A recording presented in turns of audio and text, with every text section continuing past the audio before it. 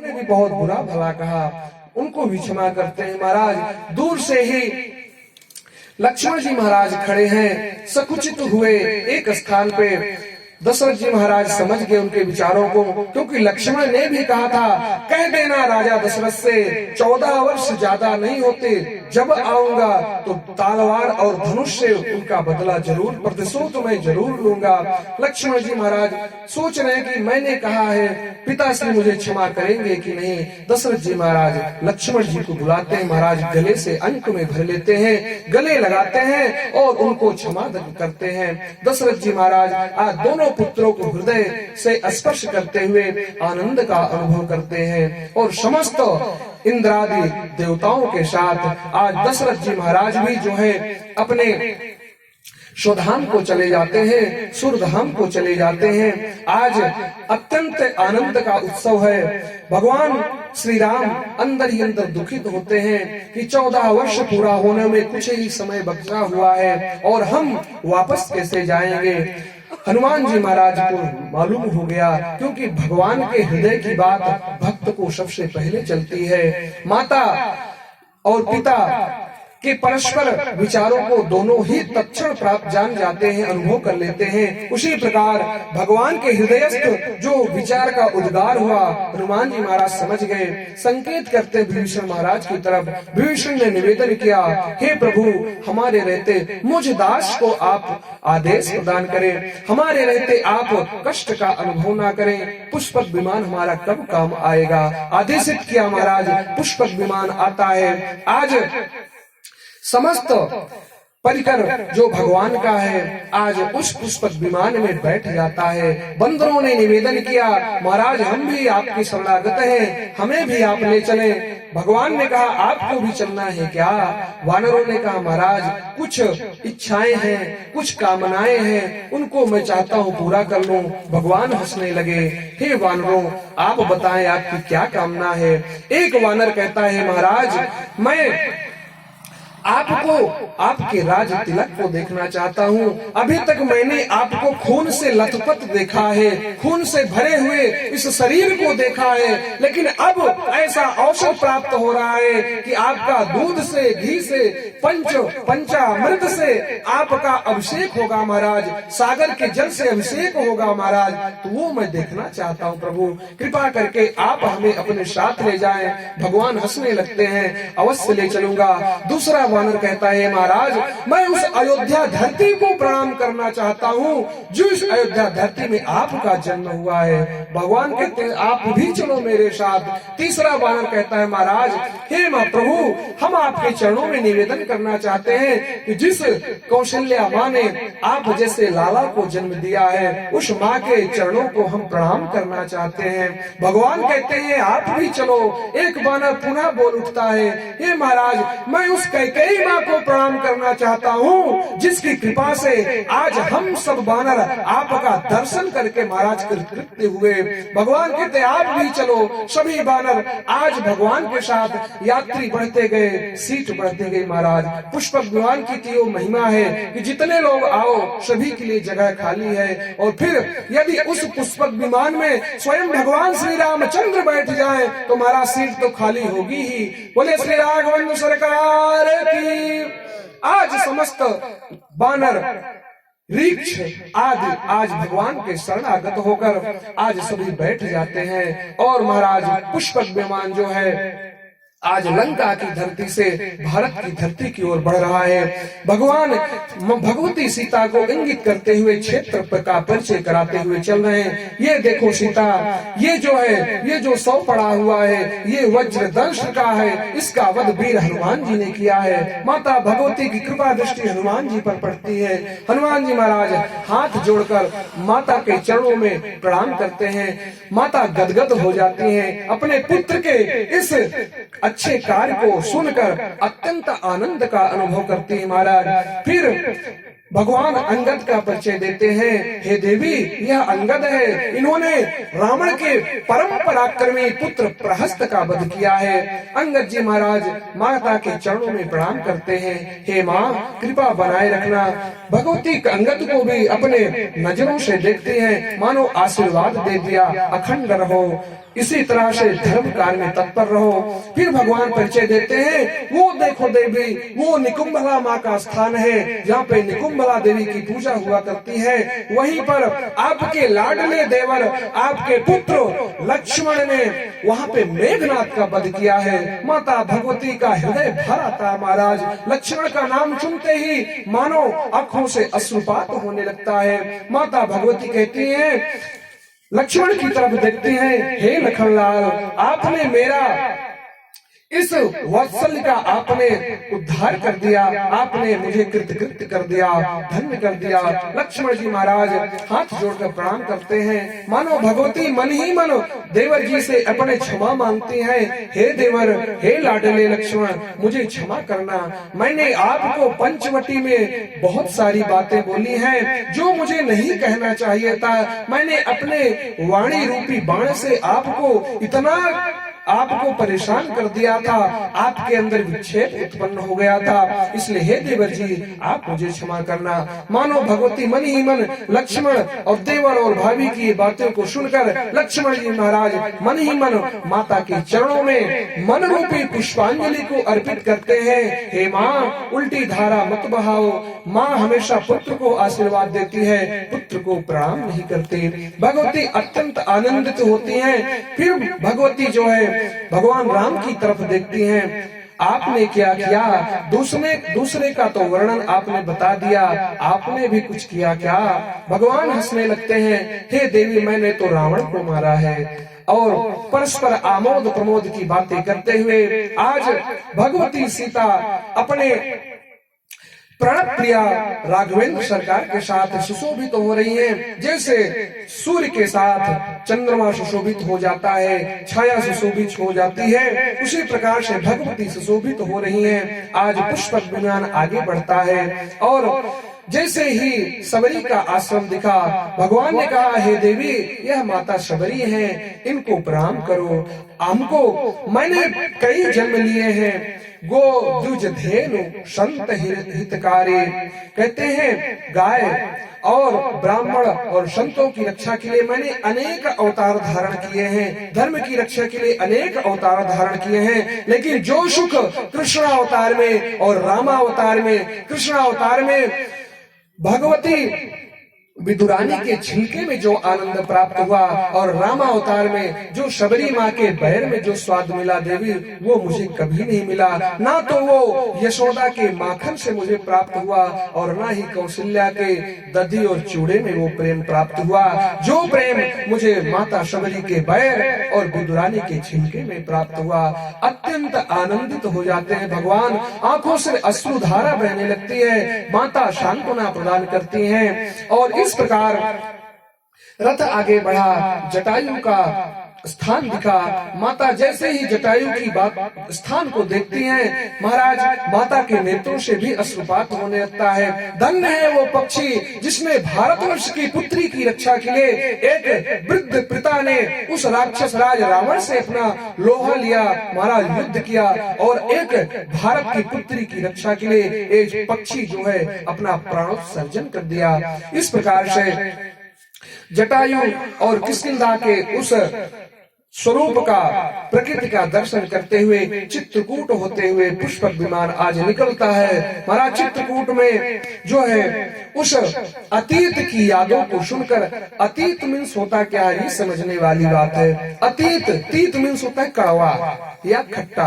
कहते हैं बीते दिनों में जो जीवन में जो समस्याएं आई वो अतीत है, लेकिन अतीत जब बाद में व्यक्ति उस अतीत का स्मरण करता है तो मीठे में परिवर्तित हो जाता है महाराज।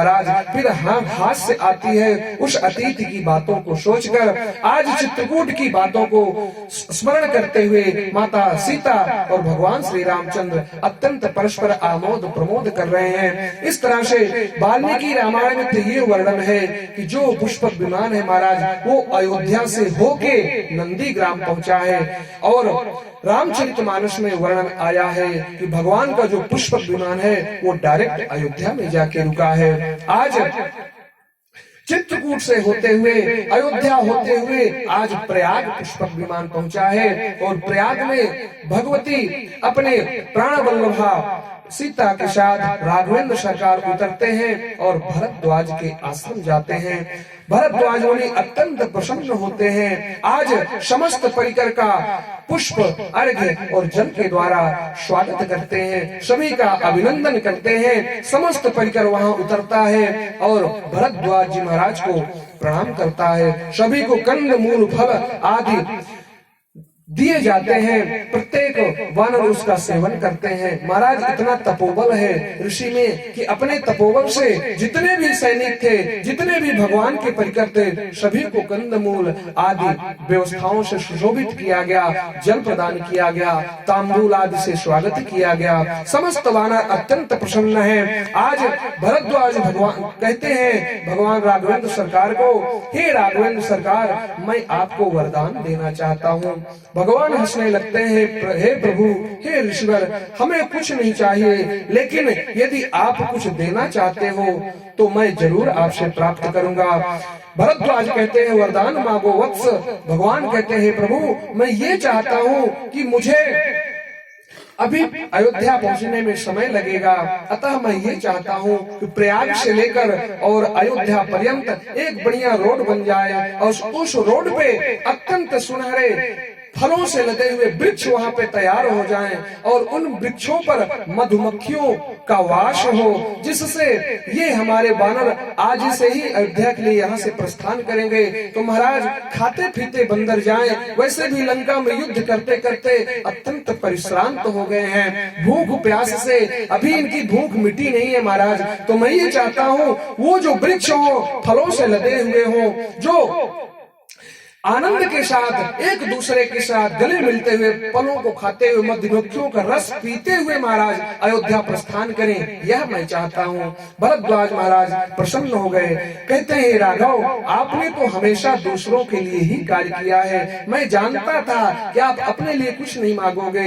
आप परोपकार ही करोगे, अतः मैं आशीर्वाद देता हूँ महाराज। जो हाथ में जल लेके संकल्प किया है कि यदि मेरी तपस्या, इतने दिनों से जो मैं तपस्या किया हूँ, वह तपस्या का जो फल है यदि मुझे प्राप्त हुआ है तो उस फल का ये फल हो, ये जो मैं चिंतन किया हूँ वह साबित हो जाए, प्रत्यक्षीकरण हो जाए। जो महाराज जल मारा है, रोड बन गई, फूल और फलों से वह मार्ग जो है आवेष्टित हो जाता है, फलों से लद गया, मधुमक्खियों की छत्ता लग गई महाराज। और भगवान ने बंदरों को आदेश दिया, हम अभी कुछ यहाँ एक दिन का समय अवशिष्ट है, अतः मैं यहाँ रुकूंगा, आप सभी अयोध्या प्रस्थान करें। भगवान की आज्ञा पाकर समस्त बानर महाराज, रीछ, लांगूल आदि जो अनेक अनेक प्रकार के बंदर थे, सफेद, काले, गोरे, नीले, पीले, सभी जो है आज उस मार्ग से होकर अयोध्या की ओर प्रस्थान करते हैं।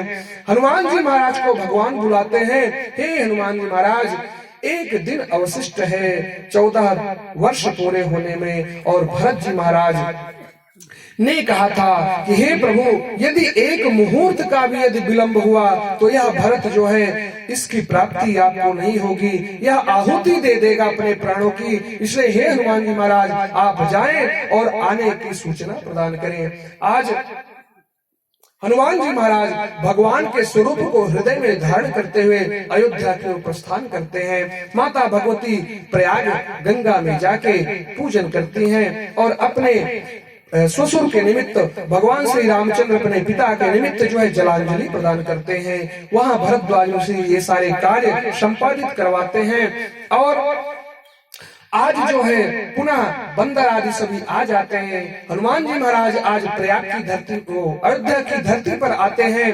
भरत जी महाराज से नंदी ग्राम में मुलाकात होती है। नंदी ग्राम में आज भरत जी महाराज का स्वरूप कैसा है, जटाओं से संपूर्ण शरीर ढका हुआ है और बड़ी बड़ी जटाएं महाराज और वल्कल आदि धारण किए हुए उस नंदी ग्राम में भगवान की चरण पादुका के पास ही स्थिर हैं और श्री राम नाम का जप लगा रहे हैं।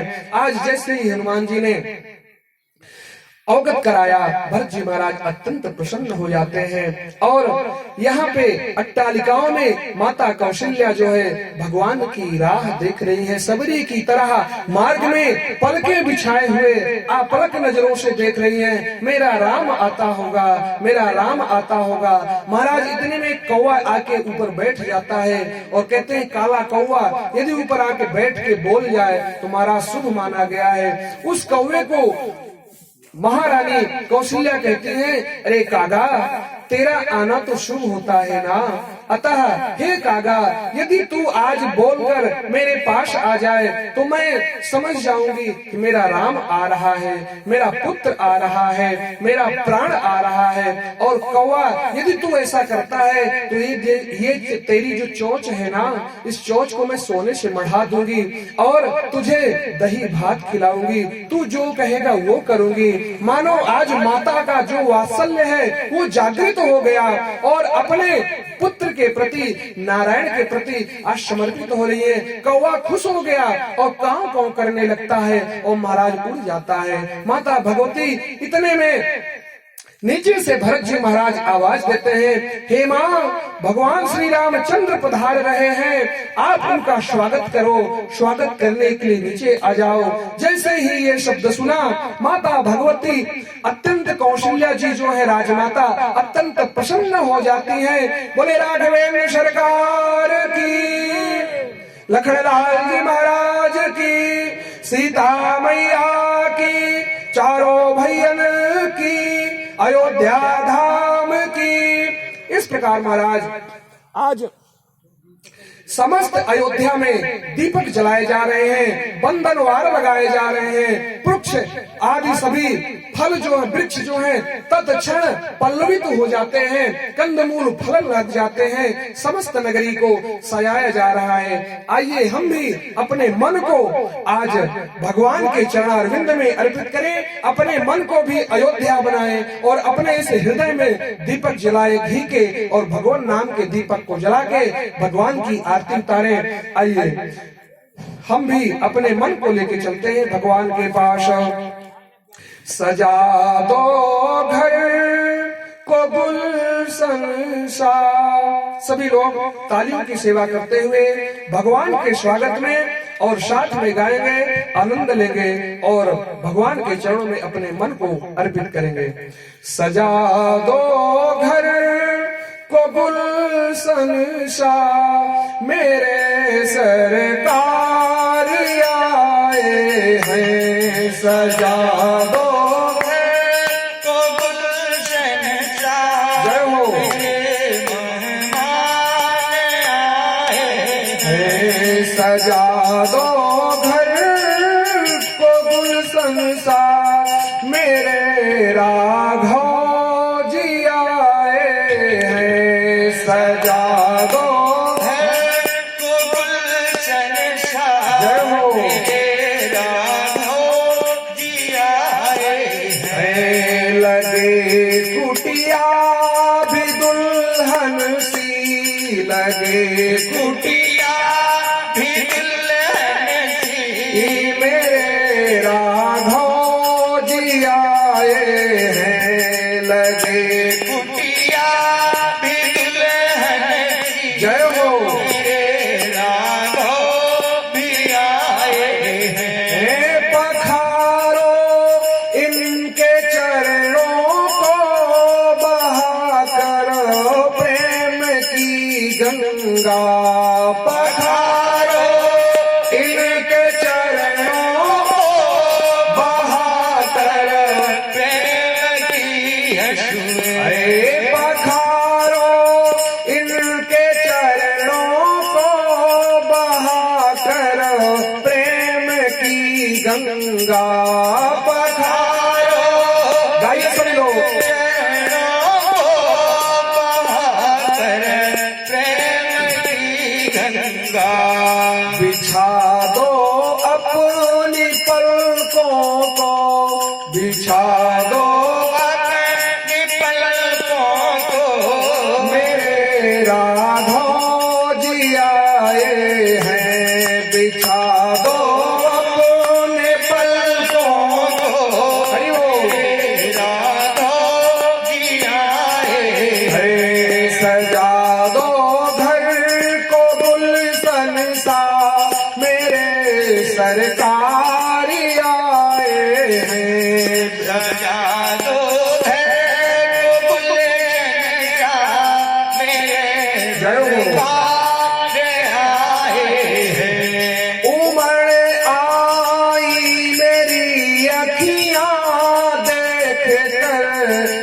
अपने राघव को आई है अखियाँ देख कर अपने राघव को देख कर अपने राघव को देख कर अपने राघव को हुई रोशन मेरी गलियां हुई रोशन मेरी गलियाँ जय हो मेरे राघव जी आए हैं हुई रोशन मेरे राघव जी आए हैं सजा दो घर को गुलशन सा मेरे सरकार आए हैं सजा दो घर को गुलशन सा मेरे राघव जी आए हैं तुम आकर फिर नहीं आना इस मेरी सोनी दुनिया में तुम आकर फिर नहीं आना मेरी सोनी दुनिया मेरी इस सोनी दुनिया में मेरे इस सोनी दुनिया कहूँ हरदम यही सबसे कहूँ हरदम यही कहूँ हरदम यही सबसे कहूँ हरदम यही सबसे जय मेरे सरकार आए हैं कहूँ हरदम यही सबसे मेरे सरकार आए हैं सजा दो घर को गुलशन सा मेरे भगवान आए हैं सजा दो घर को गुलशन सा मेरे सरकार आए हैं सजा दो घर को गुलशन सा मेरे राघव जी आए हैं सजा दो घर को गुलशन सा मेरे राघव जी आए हैं मेरे राघव जी आए हैं मेरे राघव जी आए बोले राघवेंद्र सरकार की भरतलाल जी महाराज की लखनलाल जी महाराज की शत्रुघ्नलाल जी महाराज की हनुमंतलाल जी महाराज की नमः पार्वती पतये हर हर